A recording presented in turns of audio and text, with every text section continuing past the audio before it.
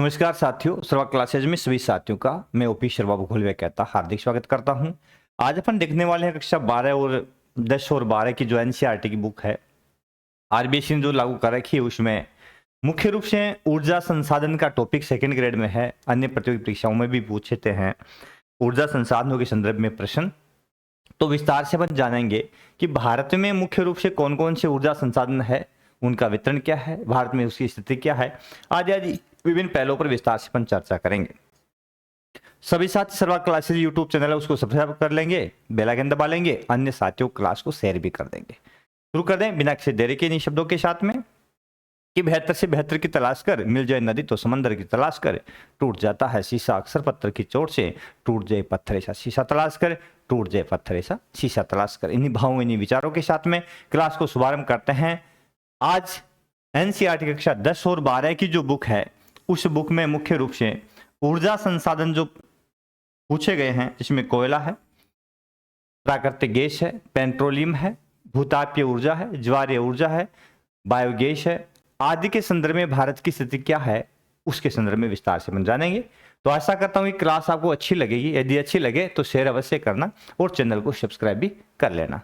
Second grade के अंदर ये महत्वपूर्ण टॉपिक भी है, तो मेरे साथी जो तैयारी कर रहे हैं उनके लिए मेरा एक छोटा सा सहारा हो सकता है कि एक आधार मिले उनको, और यहाँ से यदि वो टॉपिक क्लियर उनका हो, बहुत अच्छी बात है। तो शुरू करता हूँ। ऊर्जा संसाधन किसे कहते हैं? जब संसाधन की बात आती है तो बेसिकली इसका अर्थ अपन किससे निकालते हैं?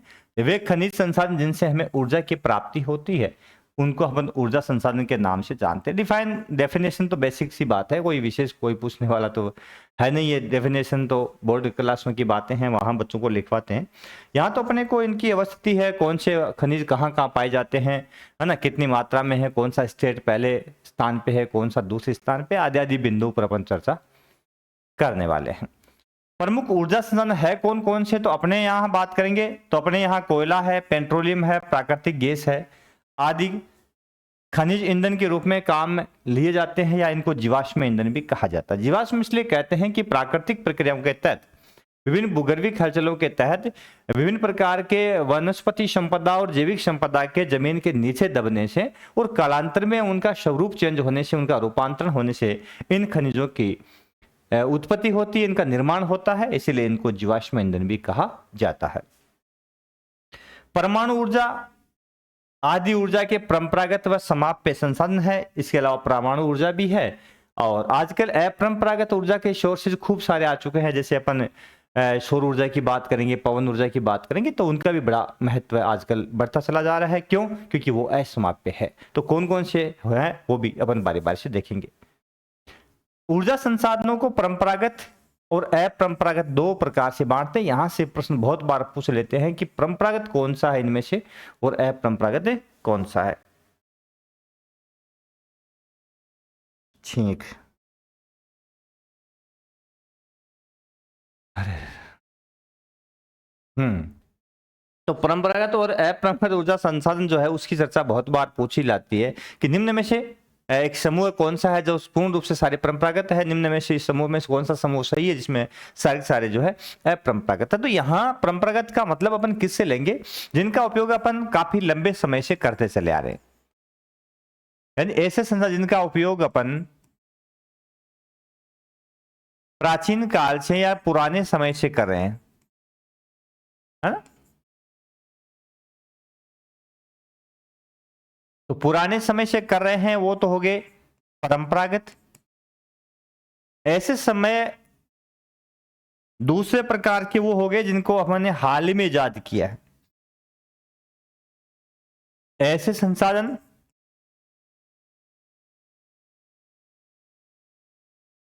जिनका उपयोग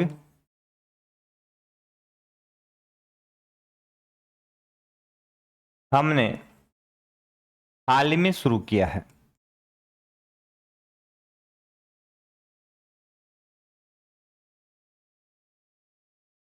ये हो गए अपरंपरागत। ठीक है, माफ कीजिएगा, मैंने कहा था आने वाली। ठीक, तो ऐसे संसाधन जिनका उपयोग अपन हाल ही में अपन ने शुरू किया है उनको अपरंपरागत कहेंगे, और ऐसा जिनका उपयोग अपन पुराने समय से करते चले आ रहे हैं उनको परंपरागत कहेंगे।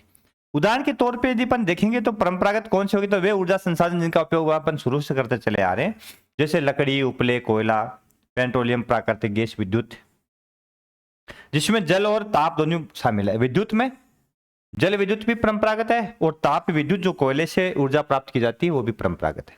तो इनका उपयोग अपन शुरू से करते चले आ रहे हैं। तो ये सारे के सारे जो रिसोर्सेज है, लकड़ी है, उपले, अपने भाषा में थेपड़ी, खाना, है ना, कोयला, पेट्रोलियम, प्राकृतिक गैस, विद्युत, और विद्युत में जल और ताप दोनों शामिल है, जिसको अपन किस में लेते हैं, परंपरागत ऊर्जा संसाधनों में शामिल करते हैं।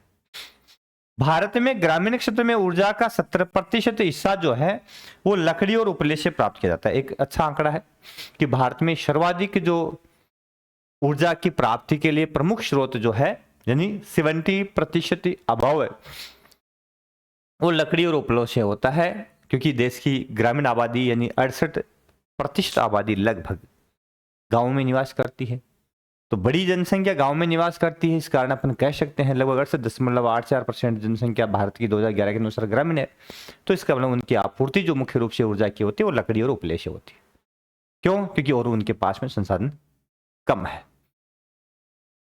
दूसरा आता है अपरंपरागत ऊर्जा के साधन कौन कौन से है। तो अपरंपरागत ऊर्जा के साधनों में अपन कौन सा लेंगे, ऐसे ऊर्जा संसाधन जिनका उपयोग हाल ही में अपन ने शुरू किया है, वो असमाप्य भी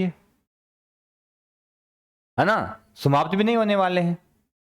इसमें सौर ऊर्जा, पवन ऊर्जा, ज्वारीय ऊर्जा, भूतापीय ऊर्जा, बायोगैस और परमाणु ऊर्जा। अब यहां पे परमाणु ऊर्जा ना, यह समाप्य है, अपरंपरागत है, लेकिन यह समाप्य है, क्योंकि ये यूरेनियम, थोरियम जो है, बेरिलियम है, उनका अपने यहाँ यूरेनियम और थोरियम का ज्यादातर उपयोग करते हैं अपन लोग। तो ये तो निश्चित मात्रा में जमीन में खनिज मिलेंगे आपको, इसलिए ये समाप्य है। अपरंपरागत है परंतु समाप्य। बाकी अपरंपरागत जैसे कि पवन ऊर्जा, सौर ऊर्जा, ज्वारीय ऊर्जा, भूतापीय ऊर्जा, बायोगैस, बायोमास जो है वो असमाप्य है ना। ये थोड़ा सा यहां डाउट हो जाता है, तो इसको क्लियर कर लेंगे। सबसे पहले प्रमुख संसाधनों में अपन देखते हैं कोयला। कोयला ऊर्जा का प्रमुख साधन रहा है, शुरू से रहा है, जिसका उपयोग अपन अपने दैनिक आवश्यकताओं की आपूर्ति के लिए, फैक्ट्रियों को चलाने के लिए पहले ऊर्जा के रूप में कोयला ही उपयोग होता था, आज भी होता है।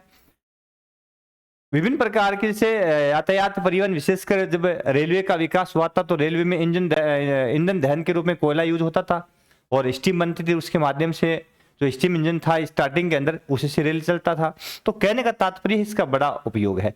आज भी ताप विद्युत के अंदर कोयले का बहुत बड़ा उपयोग है, सबसे अधिक विद्युत आपूर्ति इसी से हो रही है, ठीक है ना। ये बना कैसे, इसका निर्माण पादप पदार्थों के लाखों वर्षों तक संपीड़न से हुआ, यानी लाखों वर्षों तक पादप पदार्थ है वो जमीन के नीचे दब गए, खेलों में संकुचन हुआ, उस वजह से नीचे दबने से उनका रूप चेंज हुआ और कायांतरण होकर के वो किस में कन्वर्ट हो गए, कोयले में। उपयोग ताप विद्युत व लोह प्रगलन में इसका उपयोग होता ही है। भारत में कोयला सर्वाधिक 80% निक्षेप बिटुमिनस प्रकार का, इंपॉर्टेंट है कि भारत में सर्वाधिक कोयला किस श्रेणी का है, तो बिटुमिनस, सर्वाधिक मात्रा में बिटुमिनस कोयला मिलता है। इसका उपयोग लोहा इस्पात कारखानों में किया जाता है, लोहे को गलाने के लिए, लोहे से इस्पात तैयार करने के लिए इसका उपयोग किया जाता है। किसका, बिटुमिनस का। 10th क्लास में ये कोयले के प्रकार। यदि इसके टाइप अपन देखते हैं तो टाइप में अपन देखेंगे मुख्य रूप से गुणवत्ता के आधार पर हम साथियों इसको 4 भागों में बांटते हैं। कितने भागों में बांटते हैं, 4 भागों में। 4 भागों में इसको अपन बांटते हैं। वो 4 भाग है कौन कौन से, तो एक तो होता है सबसे टॉप का कोयला जिसको अपन बोलते हैं एंथ्रेसाइट, दूसरा बिटुमिनस जो सर्वाधिक भारत में उपयोग होता है, तीसरा लिग्नाइट जिसको भूरा कोयला कहते हैं, और चौथा पीट जो दलदल में तैयार होता है। तो देखते हैं 4 प्रकार, इनकी प्रमुख विशेषताएं क्या क्या है। पहला कोयला है एंथ्रेसाइट, सबसे टॉप क्वालिटी का है, गुणवत्ता सबसे अच्छी इसकी है, यह सर्वोत्तम कठोर कोयला होता है, कठोर किस्म का है, जिसमें कार्बन की मात्रा सर्वाधिक होती है, यानी 80 से 90% यह ऊर्जा देता है। इसका मतलब इसमें राख नहीं है। वेस्टेज 10 से 20%, 20 से 10% के आसपास में वेस्टेज है, बाकी इसमें राख नहीं है। यह पूर्णतः ऊर्जा देने वाला कठोर किस्म का कोयला है। एंथ्रेसाइट सबसे टॉप का माना जाता है। दूसरा अभी बताया था, भारत में सर्वाधिक उपयोग होता है बिटुमिनस। ये कोयले की दूसरी उत्तम किस्म है। इसमें कार्बन की मात्रा 60 से 80% के बीच में होती है, उसमें 80 से 90 होती है। भारत में सर्वाधिक कौन सा मिलता है? तो भारत में सर्वाधिक यही मिलता है, भारत में सर्वाधिक यही मिलता है, यही कोयला पाया जाता है। इसका उपयोग कोकिंग कोल, वाष्प कोल, गैस कोल बनाने में किया जाता है। यह धरातल पर सबसे अधिक गहराई पे पाया जाता है। तो इसकी निक्षेप है धरातल में सबसे अधिक गहराई पे पाया जाने वाला कोयला कौन सा है?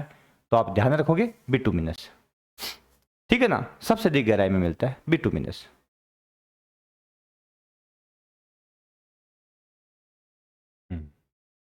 चलो, तो सर्वाधिक गहराई में मिलने वाला प्रमुख कोयला कौन सा है? बिटुमिनस। भारत में सर्वाधिक यूज होने वाला कोयला कौन सा है? बिटुमिनस। तीसरा प्रकार था लिग्नाइट, जिसको भूरा कोयला भी कहा जाता है।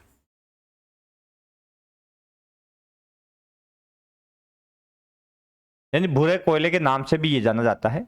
यह भूरा कोयला भी कहलाता है। इसमें कार्बन की मात्रा 40 से 60% के बीच में होती है। तो थर्ड क्वालिटी हो गई इसकी। यह है मुलायम होने के साथ साथ में नमीयुक्त भी होता है। इसमें नमी पाई जाती है, मुलायम होता है। और इसके भूरे कोयले से संबंधित अपने जो ताप विद्युत संयंत्र लगा है वो तमिलनाडु में नेवेली के अंदर है। यहाँ लिग्नाइट आधारित ताप विद्युत संयंत्र भी लगा है, प्लस नेवेली के अंदर लिग्नाइट कोयले के वहीं भंडार है। इस वजह से वहीं पे ताप विद्युत गृह की स्थापना कर दी गई है। चौथा आता है पीट। यह कोयले की सबसे निम्न किस्म होती है। इसमें कार्बन की मात्रा 40% से भी कम होती है, नगण्य है। इसमें नमी अधिक पाई जाती है और यह दलदल में क्षय, दलदल में क्षय होते पादप से बनता है। तो कीचड़ जो होता है, दलदल जो होता है, जिसमें पादप जब नीचे दब करके और उसका क्षय हो जाता है, वो नष्ट हो जाता है, उसकी रूप या प्रकृति चेंज हो जाती है, जिससे क्या बनता है? पीट बनता है। कोयला दो भूगर्भिक कालों की सेलों में मिलता है। अब दो भूगर्भिक काल की सेल कौन कौन सी है? तो एक का नाम है गोंडवाना सेल, एक है भारत में टर्सरी सेल। तो गोंडवाना युगीन सेलों के अंदर भी भारत में कोयला मिलेगा आपको, जैसे कि सोन नदी है, दामोदर है, महानदी है, गोदावरी है, उनकी घाटियों में। इसके अलावा आपको टर्सरी युगीन सेलों में भी कोयले के निक्षेप मिलेंगे आपको। इसमें अरुणाचल प्रदेश है, असम है, नागालैंड है, मेघालय है। इन भागों में मुख्य रूप से टर्सरी युगीन कोयले के निक्षेप आपको मिलेंगे। तो ये निक्षेप दो प्रकार की काल, यानी दो तरह की कालक्रम जो है उन सेलों में, एक तो गोंडवाना युगीन सेलों में मिलेंगे और दूसरा टर्सरी युगीन सेलों में मिलेंगे। लिग्नाइट की बात आती है तो लिग्नाइट में अपने भारत के अंदर, अपने राजस्थान के अंदर भी लिग्नाइट कोयले के भंडार है, आपको पता है। बीकानेर में पलाना एक क्षेत्र, जिसमें वहां भूरा कोयला, लिग्नाइट कोयला जो है वो प्राप्त होता है। बरसिंहसर भी है। राजस्थान में खनिजों की बात विस्तार से अपन ने कर रखी है, डाला का वीडियो, तो वहां विस्तार से इसकी क्लास है उपलब्ध है। सबसे पहले गोंडवाना कोयला क्षेत्र भारत में कहाँ का है? तो ये कोयले की मुख्य रूप से आयु जो होती है, कितनी पुरानी सेल है ये? तो 200 लाख वर्ष पुरानी सेल, बहुत पुरानी मानी गई है। आज से 200 लाख वर्ष पुरानी सेल है। कौन सी? गोंडवाना युगीन। यह है धातु ओडन कोयला कहलाता है, यानी मुख्य रूप से काफी प्राचीन है और धातुओं के रूपांतरण के रूप में या धातु जहां है उसके आसपास में यह कोयला जो है उपलब्ध होता है। जहां जहां जैसे लोहा इस्पात, लोहा मिलता है, अपने इस्क मिलता है, तो उसके आसपास में इस कोयले के निक्षेप भी, गोंडवाना युगीन कोयले के निक्षेप भी। दूसरा था टर्सी युगीन कोयला, जो 55 लाख वर्ष पुरानी मानी गई है। वो 200 ये 55 लाख वर्ष पुरानी टर्सी युगीन सेल मानी गई है, जिसमें टर्सी युगीन कोयला मिलता है। इसके निक्षेप भारत के पूर्वी राज्यों में मिलते हैं, जिसमें असम है, अरुणाचल प्रदेश है, मेघालय है और नागालैंड आदि राज्यों में इसके निक्षेप मिलते हैं। अभी देखेंगे प्रमुख क्षेत्र, भारत के प्रमुख कोयला क्षेत्र। सबसे पहले गोंडवाना युगीन कोयला क्षेत्र भारत में कहां का है? तो ये क्षेत्र दामोदर घाटी, दामोदर घाटी, दामोदर नदी जो प्रवाह क्षेत्र है इसकी घाटी झारखंड और पश्चिम बंगाल में है। यानी झारखंड में छोटे नागपुर पठार के उत्तरी ढाल से उत्तर पूर्वी भाग से निकलती है और झारखंड और पश्चिम बंगाल में प्रवाहित होती है और हुगली में समाहित हो जाती है। दामोदर को बिहार का शोक, बंगाल का शोक कहते थे, लेकिन आजकल नहीं है, क्योंकि इसके ऊपर बांध बना करके इसके पानी को रोक दिया गया है, बाढ़ की संभावना कम कर दी गई है। यह झारखंड बंगाल कोयला पट्टी में स्थित है, क्योंकि कोयला पट्टी यही है। दामोदर घाटी जो है इसी में झारखंड कोयला पट्टी है, समझ गए। इस क्षेत्र के महत्वपूर्ण कोयला क्षेत्र है जैसे झरिया झारखंड है, बोकारो झारखंड है, गिरिडीह है तथा करणपुरा, ये चारों झारखंड में है। झरिया इस भाग का सबसे बड़ा कोयला क्षेत्र है जो 460 वर्ग किलोमीटर में है, और इस भाग का रानीगंज जो है पश्चिम बंगाल के अंदर है, तो दूसरा सबसे बड़ा कोयला क्षेत्र है। तो झरिया सबसे बड़ा है भारत के अंदर, इस भाग में है। दामोदर घाटी कोयला क्षेत्र झरिया या झारखंड बंगाल पेटी के अंदर, ठीक है। तो इसमें झरिया, बोकारो, गिरिडीह है, करणपुरा, इसके अलावा रानीगंज है ना, ये प्रमुख क्षेत्र है। मानचित्र में देखेंगे तो आप देखेंगे कि झारखंड के अंदर यह झारखंड स्टेट है, सन 2000 में जिसको बनाया गया था, ये वाला स्टेट बिहार से अलग करके। इसमें 4 कोयला क्षेत्र है, बोकारो, गिरिडीह, झरिया और करणपुरा, और ये पश्चिम बंगाल में रानीगंज। माफ करना भाई, तो जुखाम याद करिए, कौन याद करे, या तो जबरदस्त कर रहे हैं। तो रानीगंज कहां पे है? पश्चिम बंगाल में। बोकारो, गिरिडीह पूछ ले, स्टेट पूछते हैं, मिलान करवाते हैं बहुत बार कि सुमेलित कीजिए। आगे स्टेट का नाम दे दिया, एक साइड में कोयला क्षेत्र दे दिया, तो बोकारो, गिरिडीह, झरिया, करणपुरा का बात आ जाए झारखंड कर देना, रानीगंज आ जाए तो पश्चिम बंगाल कर देना। सिंगरौली मध्य प्रदेश, सिंगरेनी तेलंगाना, पहले आंध्र प्रदेश था। इनके अलावा कोयला क्षेत्र गोदावरी, महानदी और सोन घाटियों में भी उपलब्ध होता है। सबसे महत्वपूर्ण कोयला खनन क्षेत्र है सिंगरौली, जो मध्य प्रदेश की है। कोरबा खान छत्तीसगढ़ में है, तलचर रामपुर ओडिशा के अंदर है, चांदावरदा कांपटी बांदर महाराष्ट्र के अंदर है, और सिंगरेनी ये तेलंगाना में है, पहले आंध्रा में था और अब पांडुर आंध्र प्रदेश में है। तो सिंगरेनी और सिंगरौली, सिंगरौली सिंगरेनी में कंफ्यूज होता है बहुत बार, मानचित्र में हर बार पूछते हैं। तो सिंगरौली की बात आए तो मध्य प्रदेश, और सिंगरेनी की बात आ जाए तो आपको चलना है तेलंगाना। मानचित्र में इनकी अवस्था देख लीजिए। प्रमुख नदी घाटी, तो सोन नदी मुख्य रूप से विंध्यन पहाड़ियों के उत्तरी ढाल से यहां से निकलती है और गंगा की प्रमुख शाखी नदी है। गंगा की प्रमुख शाखी नदी है इस साइड से। और ये सोन, तो इसकी घाटी में मुख्य रूप से कोयले के निक्षेप है। छोटा नागपुर पठार से निकलती दामोदर जो हुगली में जाके मिल जाती है, और इसके अलावा छत्तीसगढ़ के इस पठारी भाग से मुख्य रूप से महानदी निकलती है, जो इस आगे जाकर के बंगाली खाड़ी में गिर जाती है। तो इन नदियों के प्रवाह क्षेत्र में भी मुख्य रूप से कोयले के निक्षेप पाए जाते हैं। तो सोन नदी, महानदी और गोदावरी।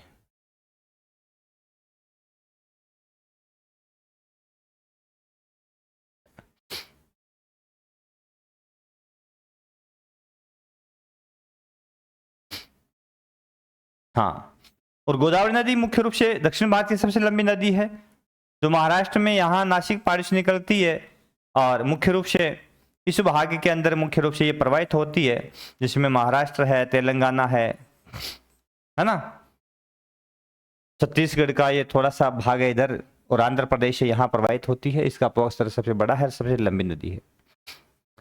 किसकी? प्रायद्वीपीय भारत की, 1465 किलोमीटर लंबी है। तो इस नदी के प्रवाह क्षेत्र में भी मुख्य रूप से क्या है? कोयले के निक्षेप पाए जाते हैं। तो ये कोयला क्षेत्र है, तो यहाँ मुख्य रूप से भारत के इस भाग में कोयला पाया जाता है, ये ध्यान रखिएगा आप, जिसमें दामोदर है, महानदी है, सोन है और गोदावरी नदी है, ठीक है ना।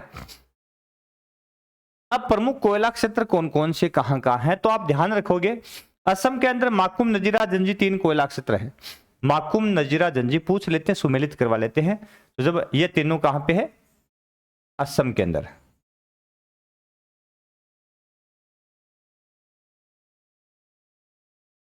तीनों कहां पे है? असम में, ठीक है।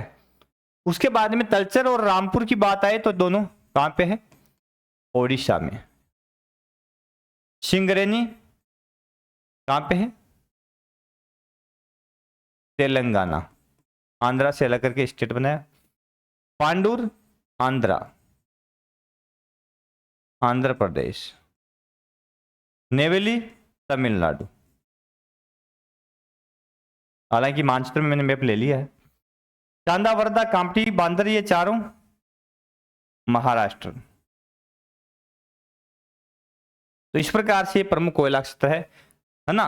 और कोरबा खान छत्तीसगढ़ की है, सिंगरेनी मध्य प्रदेश की। सिंगरेनी एमपी और ये छत्तीसगढ़।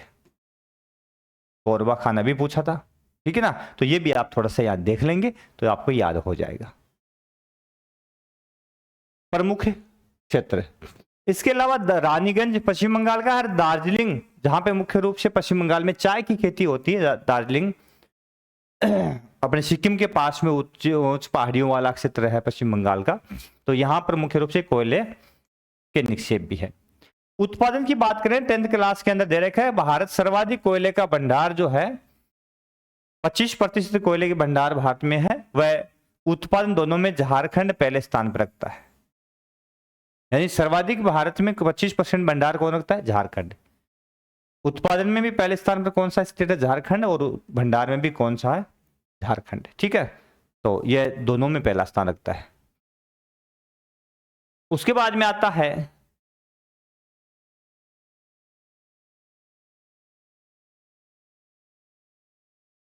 भारत में ट्रसयुगीन कोयला जो 55 लाख है वर्ष पुराना है। तो ये कोयला कहां का मिलता है? तो इसको भूरा कोयला भी कहा जाता है, मैंने बता दिया भूरा कोयला, या लिग्नाइट कोयला भी इसको कहा जाता है। ट्रसी कोयला क्षेत्र असम, अरुणाचल प्रदेश, मेघालय और नागालैंड के अंदर है। इसमें मतलब पूर्वी स्टेट आ गए सारे असम आ गया, अरुणाचल प्रदेश चीन की सीमा पे आ गया, उधर मेघालय आ गया, फिर नागालैंड आ गया। ठीक है, भूरा कोयला लिग्नाइट राजस्थान के बीकानेर में मिलता है। जगह का नाम है पल्लाना क्षेत्र, यहां पर भी पाया जाता है। और तमिलनाडु के नेवेली के अंदर इसके भंडार है। लिग्नाइट का सर्वाधिक भंडार कहां मिलता है? तमिलनाडु नेवेली के अंदर। मानचित्र में आपने देख ही लिया होगा, नहीं देखा तो मुख्य रूप से टर्शियरी युगीन कोयला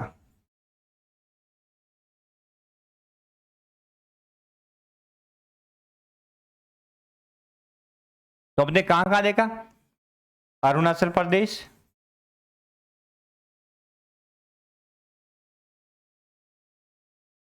नागालैंड, मेघालय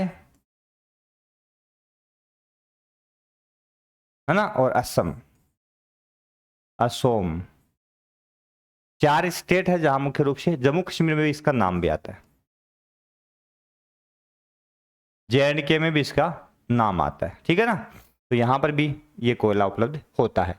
तो मुख्य रूप से यहां पर कौन से कोयले मिलते हैं? ट्रसी काल के कोयले जो है, जिसको लिग्नाइट या भूरा कोयला कहा जाता है, वो पाया जाता है। और राजस्थान में यहां बीकानेर जिला है, तो बीकानेर के अंदर पलाना, कहां पे है? बीकानेर।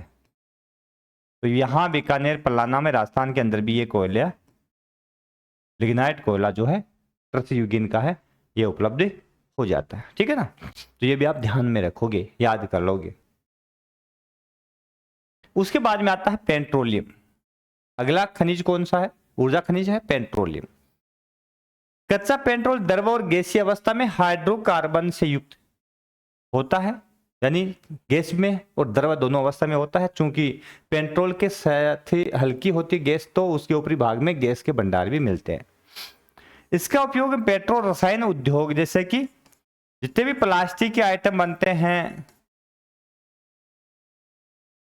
जैसे सौंदर्य प्रसाधन के आइटम बनते हैं, है ना, जिससे वेस्लिन वगैरह आदि बनती है, तारकोल बनता है। तो जितने भी ये कारखाने हैं, इसको पेट्रोल सिंथेटिक धागे बनते हैं, जैसे रेयान है, नायलॉन है, एक्रिलिक है ना, पॉलिस्टर है।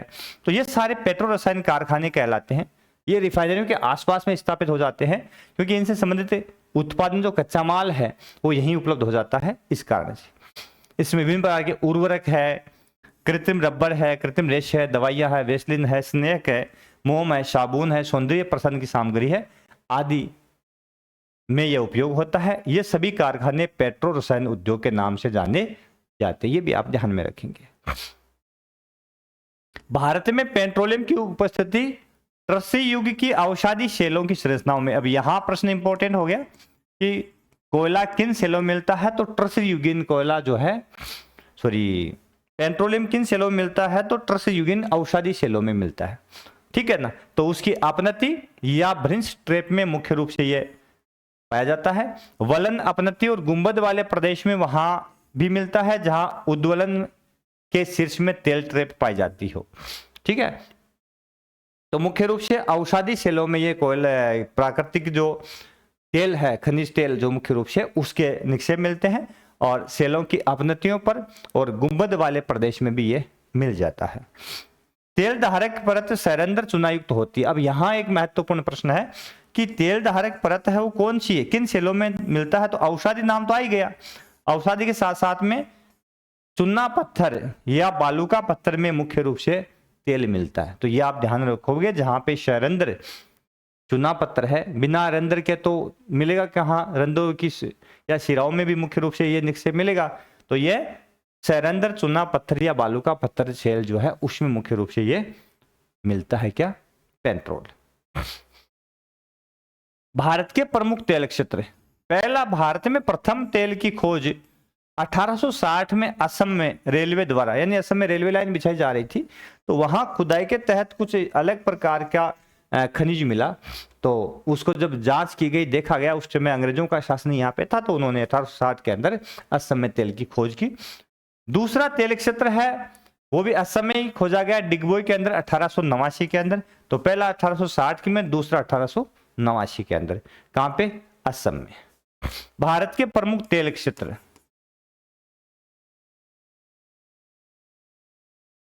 ठीक है।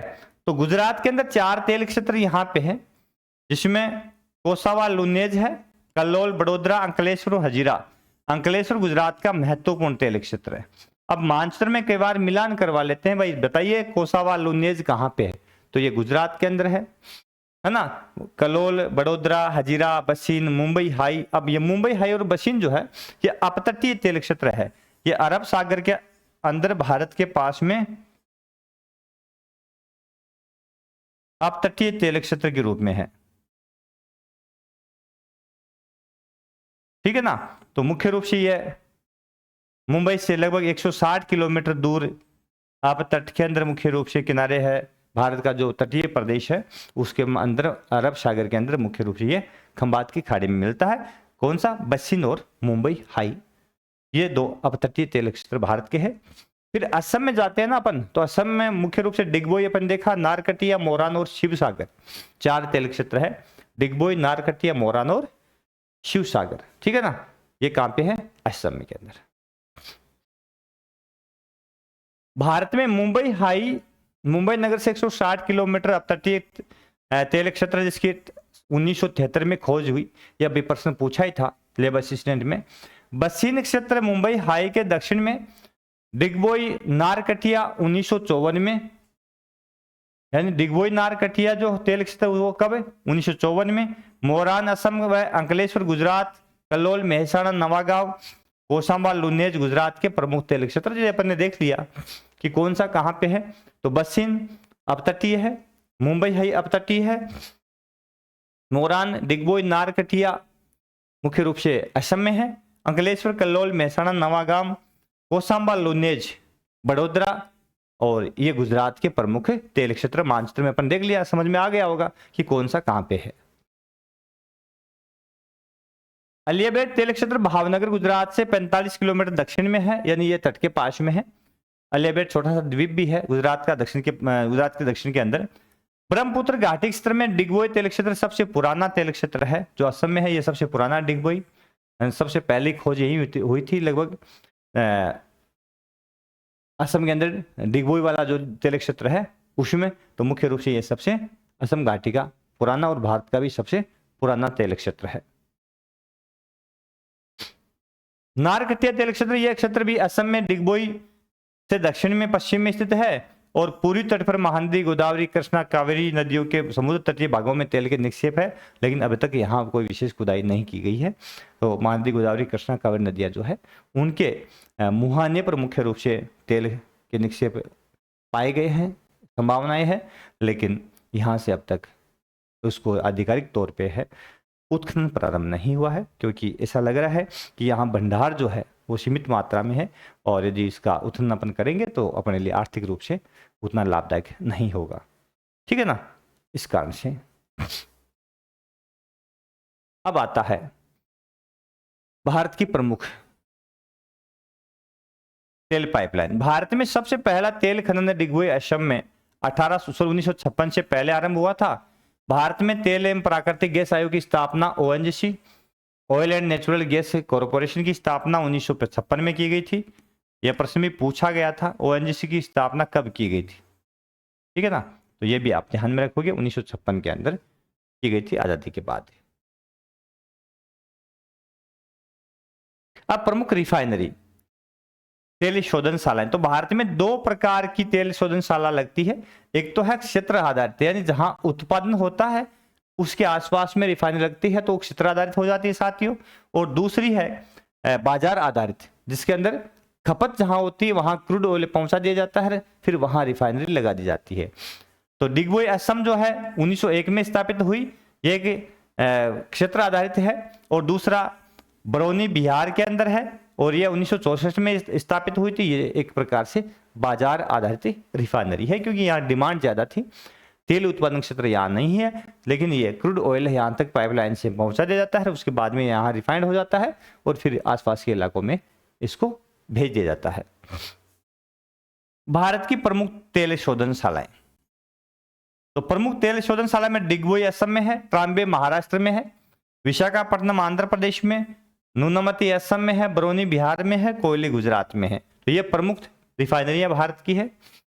तो यहाँ पे यदि रिफाइनरियों की अपन बात करेंगे तो आप देख लीजिए प्रमुख स्टेट है, इनमें कहाँ कहाँ कौन कौन सी रिफाइनरियां है। तो मैं देख लेता हूँ, यह एनसीईआरटी कक्षा 10 की बुक है।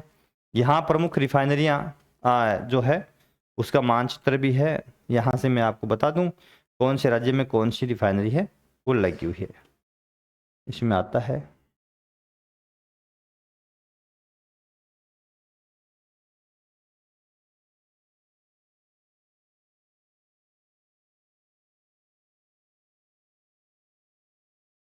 इसमें नहीं, 12th क्लास में मिल जाएगा, आप चिंता ना करें, मिल जाएगा। मानचित्र बता देता हूँ अभी। एनसीईआरटी से बात करते हैं भाई अपन, क्योंकि यहीं से प्रश्न आ रहे हैं बहुत सारे की बात, है ना। तो क्यों ना अपन यहीं से बात करें ताकि आपको पता चले।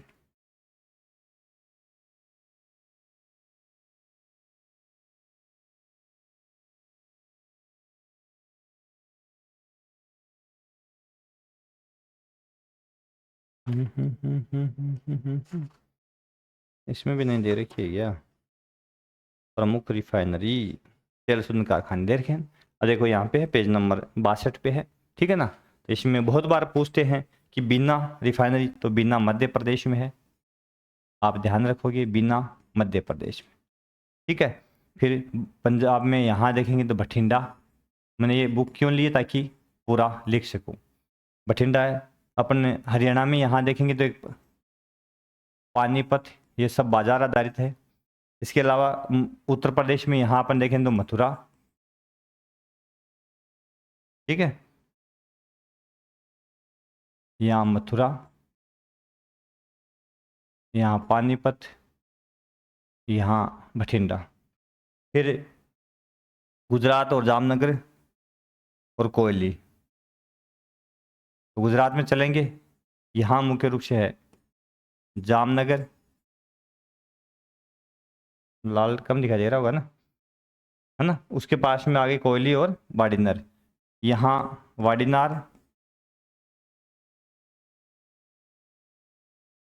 और यहाँ पे मुख्य रूप से है कोयली। ये गुजरात की रिफाइनरी है। फिर मुंबई, यहाँ पे मुंबई। ठीक है, उसके बाद में आगे चलेंगे तो मंगलुरु, मंगलुरु। केरल के अंदर यहाँ अपन चलेंगे तो कोची, ठीक है। फिर दक्षिण में अपन चलेंगे तो नागापट्टिनम तमिलनाडु के अंदर,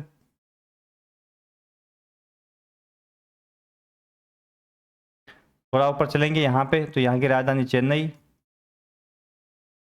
फिर अपन चलेंगे तो यहाँ आंध्र प्रदेश में तो तातीपाका, तातीपाका। और थोड़ा ऊपर है विशाखापट्टनम, दो यहाँ पे है विशाखापट्टनम तातीपाका। ठीक है। फिर अब आगे चलेंगे तो पारादीप आ गया, जो भी यहाँ पे पतन, समुद्री पतन है वहीं पे। यहाँ पश्चिम बंगाल में आए अपन तो हल्दिया। ठीक है। और फिर बिहार में बरौनी। ठीक है। फिर और कौन सी, असम में, यहाँ से जब क्रम पूछा था, असम में यहाँ तो है डिगबोई। उत्तर से दक्षिण पूर्व पश्चिम क्रम पूछा था पिछली फर्स्ट ग्रेड के अंदर। यहाँ इसके नीचे नुमालीगढ़। यदि अपन डिगबोई सबसे पूर्व में है, उसके बाद नुमालीगढ़ है, फिर गुवाहाटी, फिर बोगईगांव। यहाँ गुवाहाटी, ये रिफाइनरी का क्रम पूछा था, और फिर यहाँ बोगईगांव। ये क्रम भी पूछ लिया था, तो ये पूर्व पश्चिम क्रम आपको पता होना जरूरी। ये साथियों अपन दे रखा है, एनसीईआरटी कक्षा 12 की बुक है, भारत लोक और अर्थव्यवस्था। इस बुक के अंदर मुख्य रूप से ये आज से मैं बता रहा हूँ, ताकि एनसीईआरटी का सिलेबस ही बस करवा रहे हैं, ताकि आपको इजीली है यहाँ से काफ़ी ज़्यादा फायदा मिल सके। तो ये प्रमुख रिफाइनरियाँ भारत की है। ठीक है, चलो आगे। अन्य तेल क्षेत्र अपन देख ही रहे थे, तो हो गए अपने कोची केरल, चेन्नई तमिलनाडु, हल्दिया पश्चिम बंगाल, बोगीगांव असम, मथुरा उत्तर प्रदेश, नुमालीगढ़ असम, जामनगर गुजरात, करनाल हरियाणा, मंगलोर कर्नाटक, पाना गुंडी तमिलनाडु, पचपदरा राजस्थान और बिना मध्य प्रदेश। अब पचपदरा राजस्थान के अंदर भी लग रही ना लीला, कल परसों 4-5 रोज पहले उसमें आग भी लग गई थी, 3 यूनिट उसकी भी जल गई थी अचानक। मोदी जी इनोग्रेशन कर रहे थे, पहले ही दिन हादसा हो गया था। अच्छा हुआ हादसा पहले दिन हो गया, वरना नुकसान हो सकता था अपने बहुत बड़ा। प्राकृतिक गैस, अगला खनिज कौन सा है? प्राकृतिक गैस। प्राकृतिक गैस की खोज तेल और प्राकृतिक गैस आयोग ओएनजीसी करता है। तेल क्षेत्र के ऊपर गैस के जमाव मिलते हैं, तेल क्षेत्र के जस्ट ऊपर। भारत में गैस भंडार मुंबई हाई बेसिन और कृष्णा गोदावरी नदियों की घाटी में मिलते हैं। तो कृष्णा गोदावरी बेसिन में मिलते हैं, और मुंबई हाई जो अपतटीय क्षेत्र है उसके आसपास में भारत में गैस के भंडार मिलते हैं। तो ये रहा मुंबई हाई वाला क्षेत्र जहां गैस भंडार है।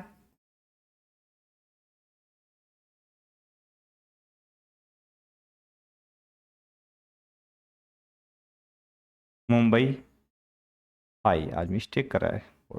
ठीक है। और कृष्णा गोदावरी, तो गोदावरी नदी भी मैंने बताया था, ये प्रमुख नदी जो मुख्य रूप से यहां से निकल रही है ना। और एक कृष्णा नदी, तो ये गोदावरी, ये कृष्णा, इन दोनों की घाटियों में भी गैस के भंडार बताए गए। ठीक है ना। और दूसरा मुंबई हाई। फिर आता है वर्तमान शताब्दी का ईंधन गैस है। यह कार्बन डाइऑक्साइड का उत्सर्जन कम करता है, इसलिए पर्यावरण के अनुकूल भी माना जाता है। किसको? गैस को। फिर है HVJ pipeline, HVJ pipeline, Hazira Jagdishpur Vijaypur pipeline बिछाई गई है। हजीरा विजयपुर जगदीशपुर एक महत्वपूर्ण गैस पाइपलाइन बिछाई गई है, जो 1700 किलोमीटर लंबी है। यह सबसे लंबी है। हालांकि तेल पाइपलाइन बिहार से बरौनी को जोड़ती है, वो सबसे लंबी है, लगभग 1167 किलोमीटर लंबी है। और गैस पाइपलाइन ये 1700 किलोमीटर लंबी है। मुंबई हाई व दक्षिण क्षेत्र को उत्तरी भारत में जो प्रमुख उर्वरक और विद्युत कारखाने इनसे ये जोड़ती है। यदि इस पाइपलाइन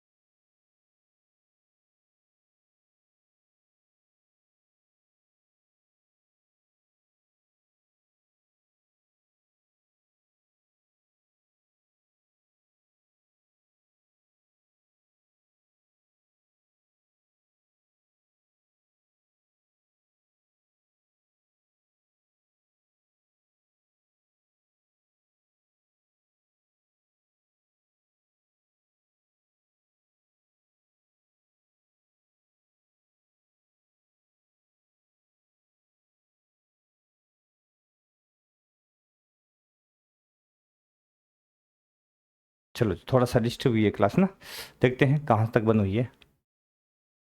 वो इसमें मिस्टेक आई है ना, मैंने कहा थोड़ा डिस्टर्ब करा था बोर्ड आज।